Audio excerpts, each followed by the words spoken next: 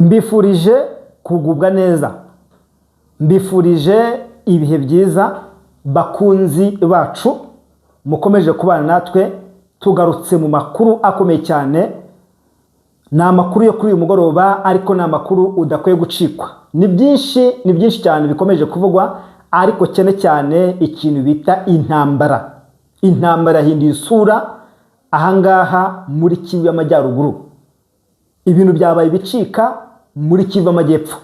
Niyo mpamvu manje kubifuriza amahoro y'Imana n'imigisha, ariko nkavuga nti niba wumva ari ubwa mbere rwose ubanye natwe, ariko ukaba wumva ukenere kumenya ukuri ndetse no gusobanukirwa impinduka zose zikomeje kubera muri iki gihugu cya Kongo. Turahabaye gatanu ku kandi, impinduka zose yaba izikomeje kubera muri Kivu y'Amajyepfo, ibikomeje kubera muri Kivu y'Amajyaruguru, dukomeje kubikurikirana hafi kugira ngo tugere tukugezaho uko ibintu bihagaze. Ubwo rero rwose abantu mukanda kuri subscribe niba ari ubwa mbere, abandi mu liking, mutange like, munakomanting, muduhe ibitekerezo. Abantu badukurikiye mu Rwanda, abari Burundi, abari muri gihugu cya Kongo, mwese reka tubifurize umugoroba mwiza. Kuri uyu mugoroba rero hamenyekanye amakuru mashyashya arebana n'ibyabaye muri Kivu y'Amajyaruguru. Ni inkuru y'agahinda, ni inkuru ibabaje, ni inkuru iteye ubwoba. Nyuma y'uko za ndege zaje kurasa ku kiraro gihuza teritwari ya Rutshuru na teritwari ya Walikale, aho bita muri Minjenje, ntabwo indege z'intambara zarashe ikiraro gusa. Abasirikare b'ihuriro rya AFC M23 barimo baragerageza kuva muri Chansu berekeza muri teritwari ya Walikale. Ahangaha hari kubera imirwano ikomeye cyane, kuko izi nyeshyamba zirashaka gufata umujyi wa Pinga. Ariko nanone hari imirwano itaravuzwe, ni imirwano yatangiye ku munsi w'ejo, ni imirwano ikaze cyangwa se imirwano iremereye cyane. Iyi mirwano naho yatangiye mu gitondo cya kare. Iyi mirwano bivuga ko ngo yaje kurasirwamo abasirikare benshi, bigatuma muri 23 ihomba uduce tugira kuri 3. Ni uduce nabonye turimo aho bita ngo ni Muroboro, agace bita Kashihe, ndetse n'igice bita Kitasumurwa, ngo ni Kitasungurwa. Ahangaha habaye imirwano ikomeye cyane guhera mu gitondo cya kare. Ibi nabyo turabigarukaho. Turajya muri Kivu y'Amajyepfo. Kivu y'Amajyepfo ntabwo abantu bari kumenya ibintu biri kubera hariya muri Nzibira, aho bita Shabunda hamaze kugera icyo bita abacanshuro. Ku munsi w'ejo nibwo ubundi byavugaga yuko aba bacanshuro bari muri Nzibira, ariko bamaze no kugera muri Shabunda. Ahangaha Shabunda n'ubundi ni muri teritwari, nubwo abantu benshi bakomeje kuvuga ngo hegeranye na Nzibira na Mwenga, harimo distance ndende. Kuva Shabunda ugera muri Mwenga harimo urugendo rurerure. Nivuga ngo kugira ngo abarwanyi ba M23 bivuga ko bageze muri Shabunda byatewe n'ingabo z'abarundi. Ariko iyi operation twaza kwigarukaho mu buryo bwihariye kugira ngo abantu bashe gusobanukirwa ibikomeje kubera ahangaha. Rero reka duhere muri Kivu y'Amajyaruguru ku mirwano yazindutse. Ni imirwano ubundi bivuga ko yatangiye mu masaha ya ninjoro mu gicuku, guhera mu masaha ya saa 4 saa 3 za ninjoro nibwo indege z'intambara zongeye kurasa. Ariko hano bisa nkaho hari hamaze gutangwa amakuru y'uburyo aba barwanyi ba M23 bari buvana abasirikare muri teritwari ya Rutshuru bakaberekeza muri teritwari ya Walikale. Kuko imirwano yabaye kubanza guca icyo bita ikiraro cyangwa se gukuraho. Abantu bari ku rubuga rwacu rwa WhatsApp turaza kubashyiraho amafoto y'iki kiraro ukuntu cyasenywe. Noneho izi ndege z'igisirikare cya Kongo ubundi bivuga ko harashwe na drone. Ariko mu cyumweru gishize, kuko atari ubwa mbere harashwe, hari harashe Sukhoi 25. Ubundi bivuga ngo bibaye ku nshuro ya gatatu igisirikare cya Kongo kirasa cyangwa se gisenya iki kiraro gihuza teritwari ya Walikale ndetse na teritwari ya Rutshuru.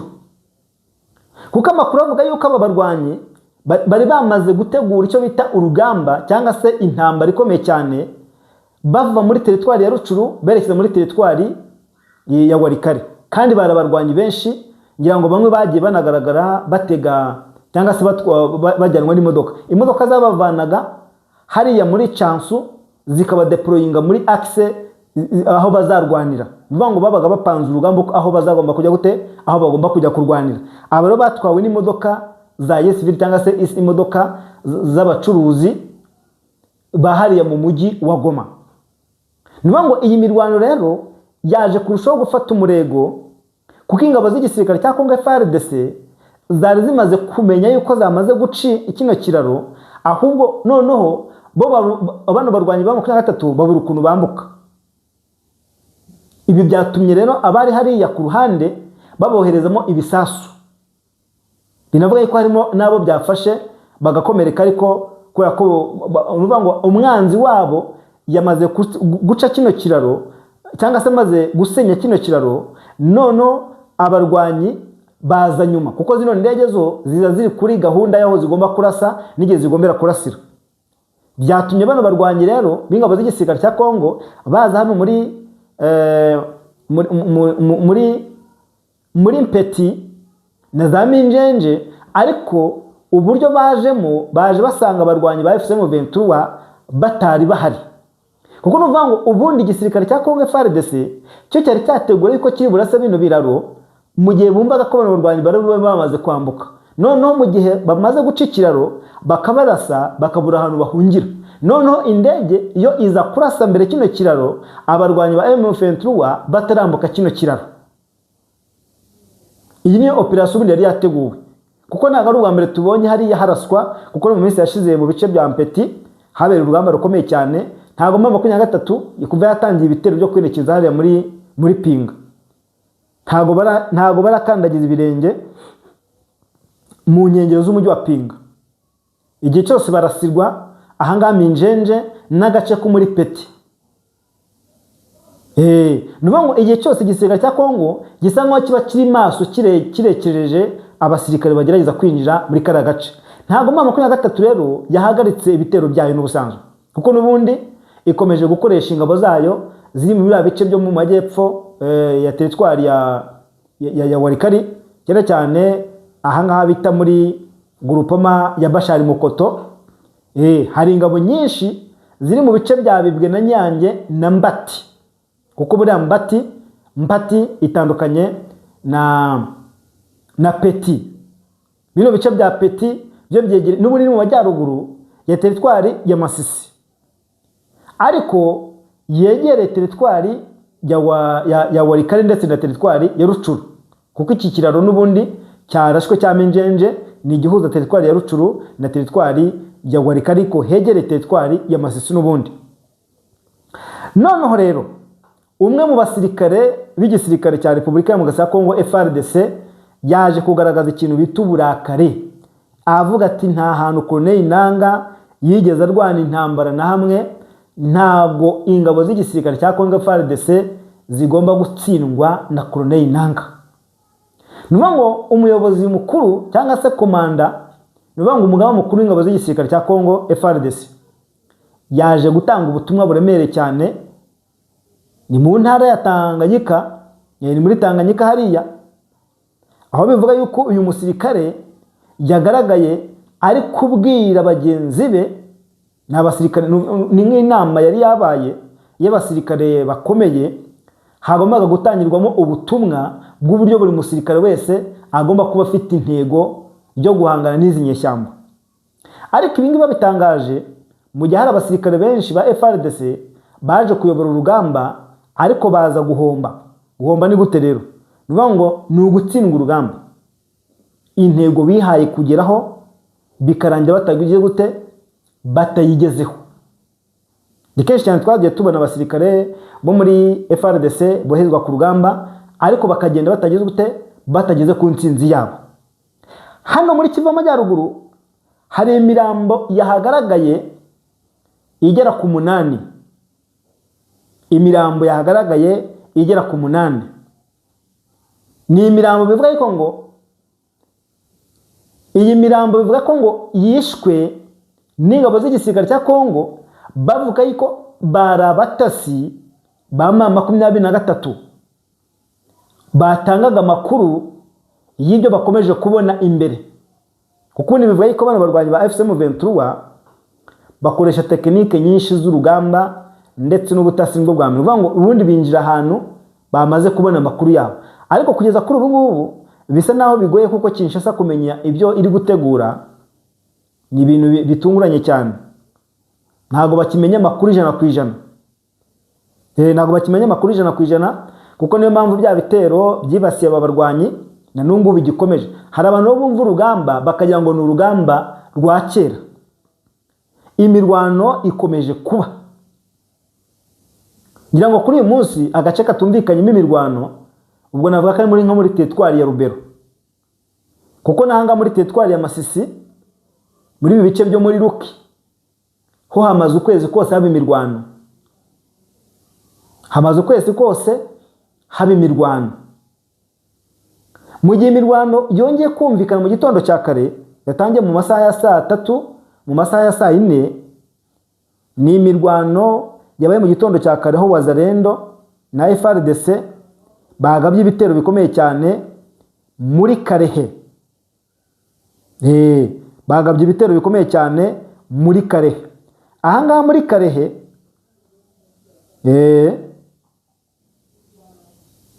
ngo ibintu bitero babigabiye icyarimwe, kandi Karehe n'ubundi ni ibice byo muri Kivu Amajyepfo ariko byegeranye n'umujyi wa Bukavu. Buriya Karehe, Kabare ni ibice byegereye umujyi wa Bukavu. Bivuga ko ingabo z'igisirikare cya Kongo FARDC zabashije guhangana n'abarwanyi ba FCM 23 babambura uduce dutatu ngo natangiye mbibabwira. Nuvuga ngo hano ikitwa imirwano ikomeye cyane cyazindukiye mu gace bita Katasumwa. Nuvuga ngo ni ibitero byakorewe rimwe. Agace bita ngo ni Katasumwa nanone byibanda mu gace bita Kitasunguruwa. Nuni Kitasunguruwa bakomeza bita muri Kashiye ndetse n'agace bita Muroboro. Aha ari mu mudugudu yari yarigaruriwe n'abarwanyi ba AFCM 23, kuko murabizi yuko utu duce bundi twegereye umujyi wa Bukavu. Kandi ingabo z'igisirikare cya Kongo zikomeje gucengera ndetse no kwinjira ku byo bukomeye cyane kugerageza kwinjira mu mujyi wa Bukavu. None tuno duce bigaragara yuko ngo twambuwe abarwanyi ba AFCM 23 bagahungira mu duce tuhegereye. Abarwanyi ba AFCM 23 baje kugaba bitero na Wazalendo na FARDC. None biza kurangira bahungiye hehe? Mu duce twegereye ahabereye imirwano. Ahangana muri Kivu Amajyepfo. Ingabo z'igisirikare cya Kongo na Wazalendo ntago bahagaritse ibitero, kuko bakurikiranye bano barwanyi aho bahungiye mu nkengero z'ahabereye imirwano, ariko n'ubundi biza kurangira abarwanyi ba FCM 23 bacitse. Nuvuga ngo buriya hari abantu batazi strategy ziri kubera hariya muri no rugamba.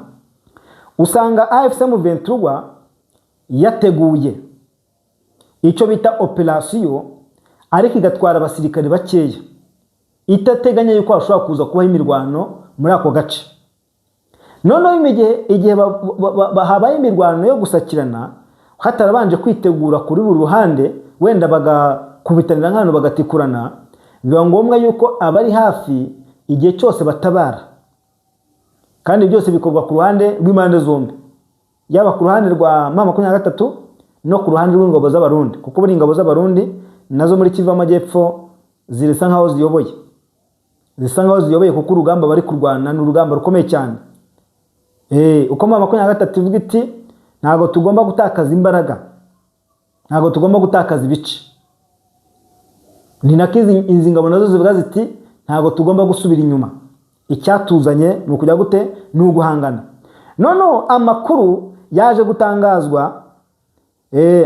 gutangazwa agaragaza yuko uyu musirikare watanze ubutumwa yari yahawe n'umugaba mukuru w'ingabo z'igisirikare cya Repubulika Iharanira Demokarasi ya Kongo, umusirikare rwose ukomeje kugenda agaragaza impinduka ku rugamba nyuma yo kutongera kugaragara kw'ingabo z'igisirikare cya Repubulika Iharanira Demokarasi ya Kongo ziri ku rugamba ni byinshi byagiye bivugururwa. Bagiye bahabwa amabwiriza mashyashya arebana n'uburyo iyi ntambara igomba kujya gute, igomba guhagarara. Bagiye bahabwa amabwiriza menshi arebana n'uburyo urugamba cyangwa se imirwano igomba guhagarara uko byagenda kose. Hano rero hari amakuru bavuga ko uyu musirikare ubwo bari hariya muri Tanganyika, uyu musirikare yaje gutanga ubutumwa bukomeye cyane bwaje kugarura icyizere ku ngabo z'igisirikare cya Kongo. Dore bimwe yatangaje, kuko yabazaga abasirikare abandi bakavuga bati rwose ndiyafande. Hano amakuru avuga yuko igisirikare cya Repubulika Iharanira Demokarasi ya Kongo gitewe impfunwe no kuba uwitwa Nanga akomeje kujya gute, ngo kugaragaza ko rwose ngo akomeje gupfukamisha ingabo z'igisirikare cya Kongo. Igisirikare cya Kongo kibinyujije kuri koloneli bamwita ngo ni Reyeri Majita Vayichare Charles. Uyu yari ahagarariye serivisi zishinzwe uburere gukunda igihugu. Yavuze ko atumva neza ukuntu koloneli Nanga ageze gute atarigeze akora igisirikare nta na hamwe, ariko ngo akaba akomeje gutitiza ndetse no guhangayikisha igisirikare cya Kongo cy'ikinyamwuga. Ibi yabivuze mu nama yabereye hariya rwose muri Tanganyika tariki 7.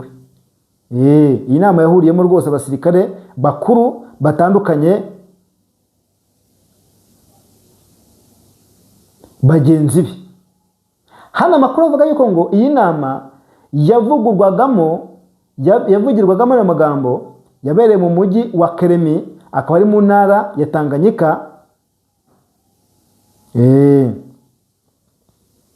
Iyi ngo hano yayivugiyemo amagambo akomeye cyane, yaje gutera abasirikare benshi icyo bita umwete ndetse n'ingufu.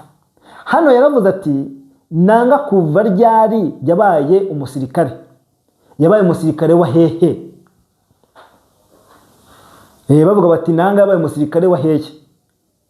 Noneho hano biza gutangazwa ko ngo amakuru avuga yuko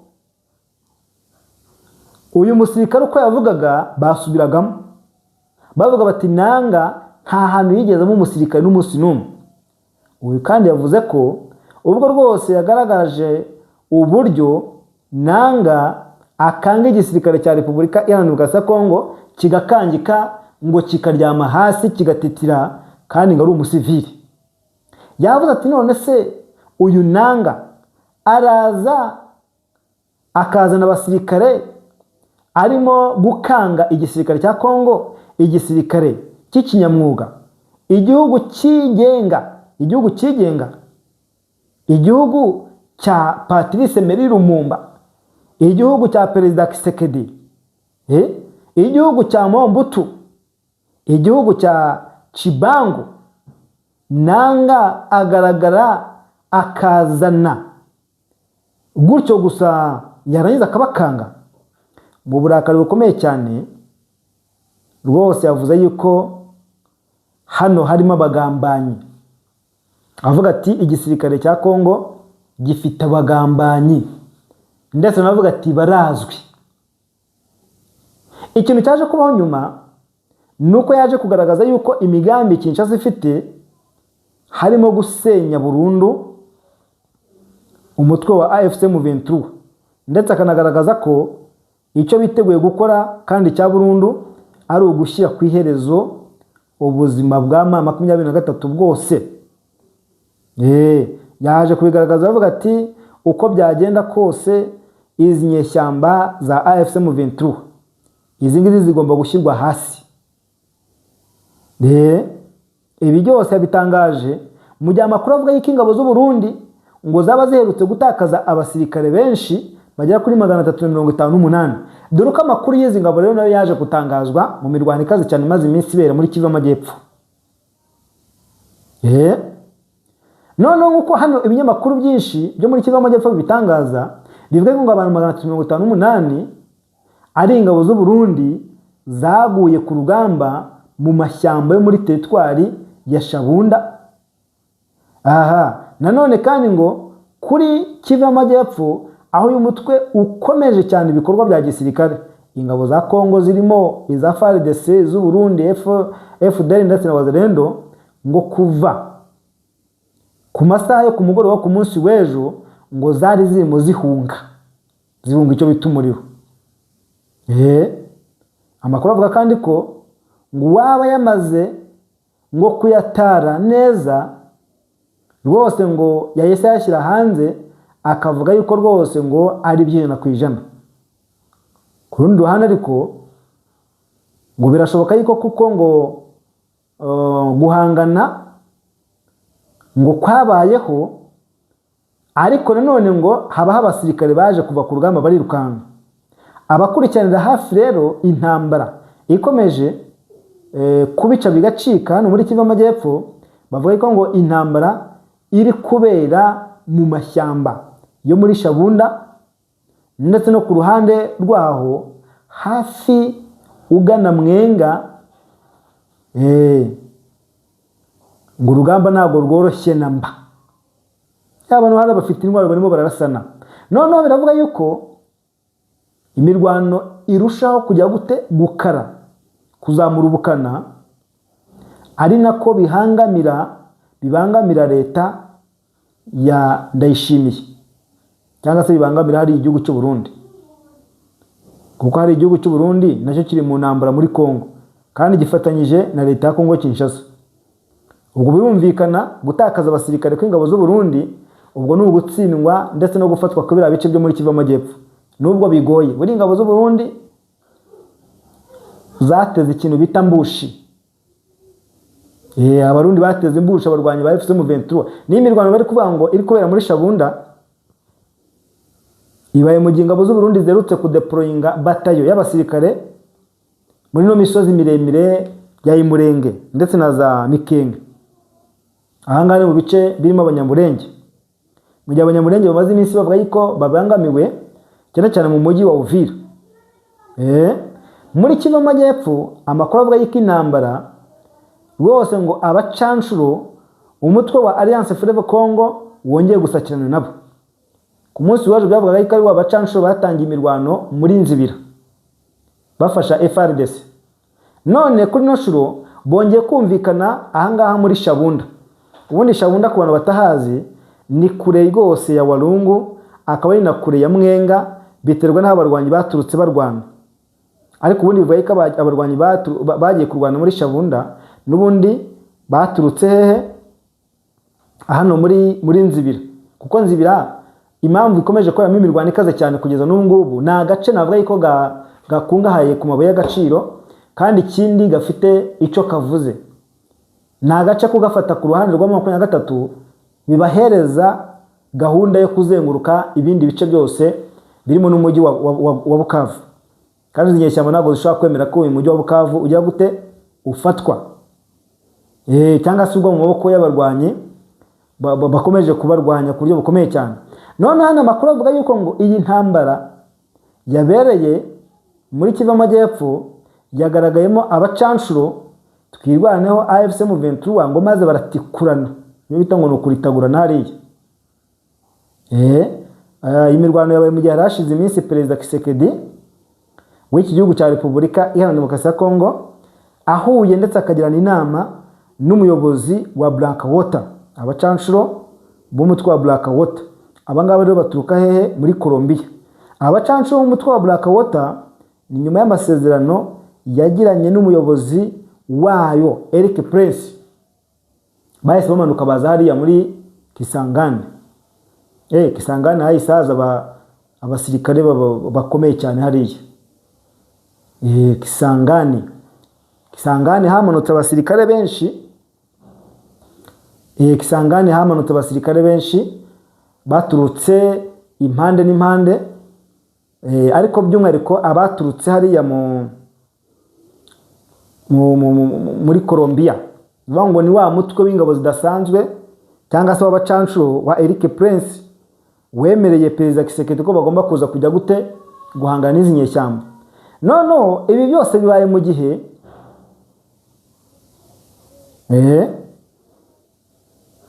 mu gihe none mu gihe abo ngabo baje nyuma y'uko hari abandi bari mu gihugu cy'u Burundi i Bujumbura, kandi none ku nshuro ya kabiri abacanshuro baje mu gihugu cya Kongo mu gihe mu 2023 irutse gutsinda aba barwanyi mu mujyi wa Goma no mu bice bigiye bitandukanye byo muri Kivu y'Amajyepfo, hagafatwa n'umujyi wa Bukavu.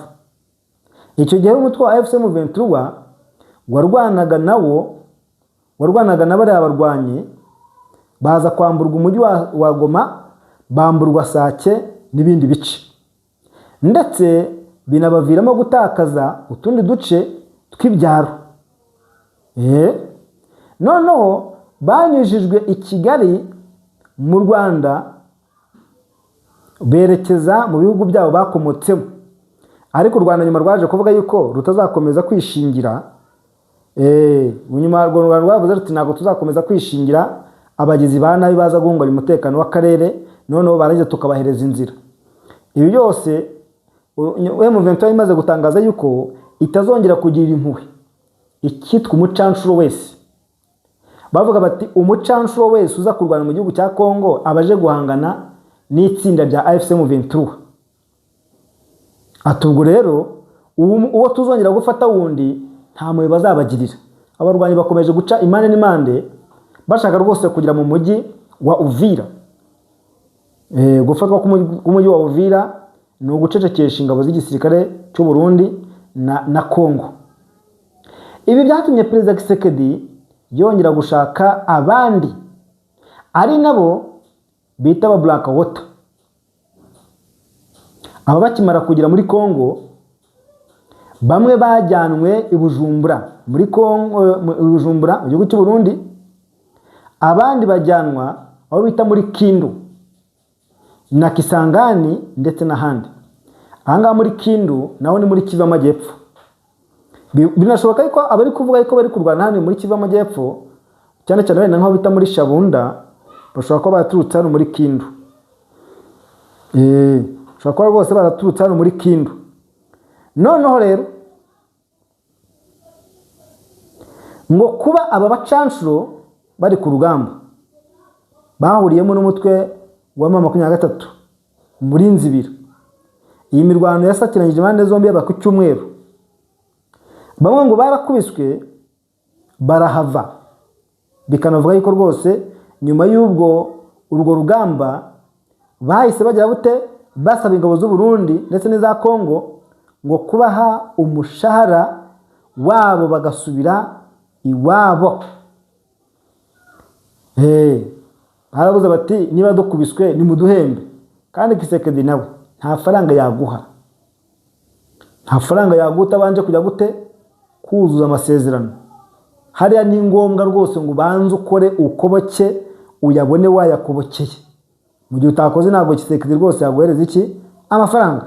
Noneho rero ibitero byabaye muri Nzibira bikavuga yuko ingabo z'u Burundi, ingabo z'igisiga cyangwa bafatanyije bashaka kujya gute, bashaka gutsinda urugamba. Amakuru kandi anakomeza avuga ko uwo mushahara basabye ngo bawimwe burundu, ubundi ngo nabo bakavuga ko batazasubira kuki guhangana na AFC M23.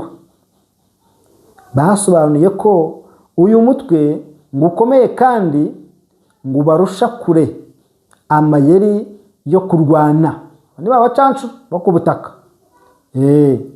Noneho ngo gitangaje ku munsi w'ejo wa kabiri tariki ya 7, ngo byari kwa kabiri, rwose ngo byari kwa kabiri. Ngo gitangaje ngo nabwo rwose ngo bagize gute, ngo basubijwe ku rugamba muri teritwari ya Shabunda, maze ngo barahangana karava. 23 yigamba ko ngo ikomeje gukora muri bamwe muri bacanshuro bagahunga, maze ngo ikarushaho kujya gute gukoresha imbaraga nyinshi cyane. Gusubira inyuma kw'aba barwanyi ndetse no gutaka nabyo bitera motivation, bitera imbaraga. Abarwanyi ba AFC M23 bavuga bati niba twakubise umwanzi akabasubiye inyuma, ni gute twebwe duhagarara hamwe? Tugomba kumukurikira rero. Vuga ati tugomba kumukurikira rero, aho agiye kugira ngo abashe kubona yuko n'ubundi turi abasirikare. Uri umusirikare iyo watsinzwe aragukubita amatwi agashyuha, akavuga ati ni ukurwana, reka duhangane rero. Isasu rikaba isasu, aravuga bati rwose reka duhangane, ubundi isasu riba isasu, turakizwa rwose n'ibindi. Byose bibaye mu gihe ikintu bita urugamba rero. Urugamba nibwo rugiye gutangira. Maze iminsi mbabwira ngo intambara nibwo igiye gutangira, ariko ubu nibwo byatangiye kugaragara neza. Kuko no kuvuga ngo Kinshasa nubwo yatangije ibitero by'indege, ariko hari ibyo itaratangira. Kuvuga ngo hari ibikoresho iteganya gukoresha ku rugamba itari yazana. Hari ibikoresho iteganya gukoresha ku rugamba ariko ngo itari yazana. Niramuka ibizanye rero haraca uwambaye. Niramuka ibizanye haraca uwambaye rwose, ndabibabwiye. Kuko nivuga ngo uburyo Kinshasa iri gutegura intambara cyangwa se urugamba rwayo, nuko batagomba gutsindwa n'umunsi n'umwe. Bya bindi byo gutsindwa abantu bagahagarika intambara bagasubira inyuma bagatabaza, ibi ngibi ntago babiriho. Ntago babiriho. Dore uburakari bukomeye cyane wa musirikare yagaragaje, umusirikare rwose wo mu ntara ya Tanganyika yatanze ubutumwa buremereye cyane. Yatanze ubutumwa buremereye cyane agaragaza uko ingabo z'iki gisirikare zikwiye kwitwara. Avuga ati nanga, avuga ati Colonel Nanga ni muntu ki? Agaragaza ubugambanyi buri mu gisirikare cya Kongo, ndetse n'uburyo bukwiye guhagarara. Hari benshi bagiye bahanwa, twagiye tubibona. Hari abahawe igihano cy'urupfu. Igihano cy'urupfu rwose baragihawe mu minsi yashize. Harimo abasirikare bakomeye cyane bagiye bagambanira igihugu cya Kongo, ariko bose akaba ariko gufatwa kwabo rwose ngo byagize umusaruro, kuko byatumye izi nyeshyamba zikomeza urugamba. Ariko none ntihagaragara ibikorwa by'ubugambanyi nk'ibyabaye bwa mbere. Mu nama rero yabereye hariya rwose mu Bubiligi, Buruseli, perezida w'igihugu cy'u Rwanda Paul Kagame yagaragaje ko nta muntu ukwiye kugira ikibazo ngo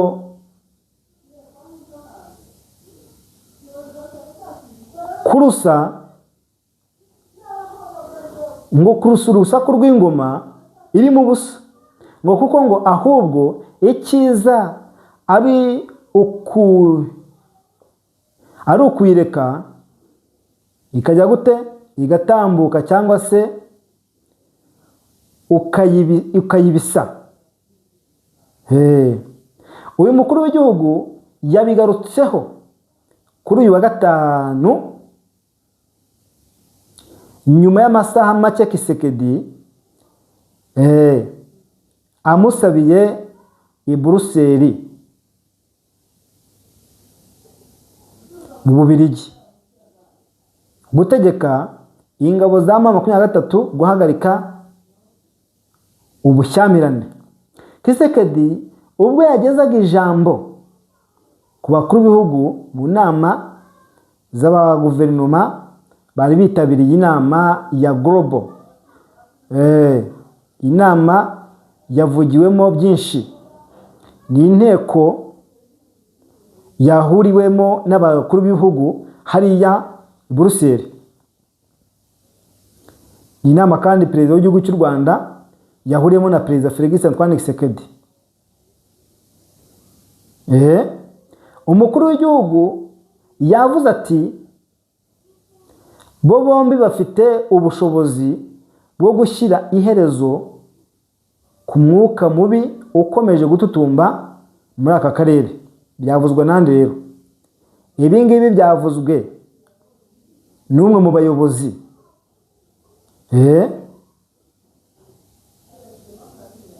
ni mu bayobozi.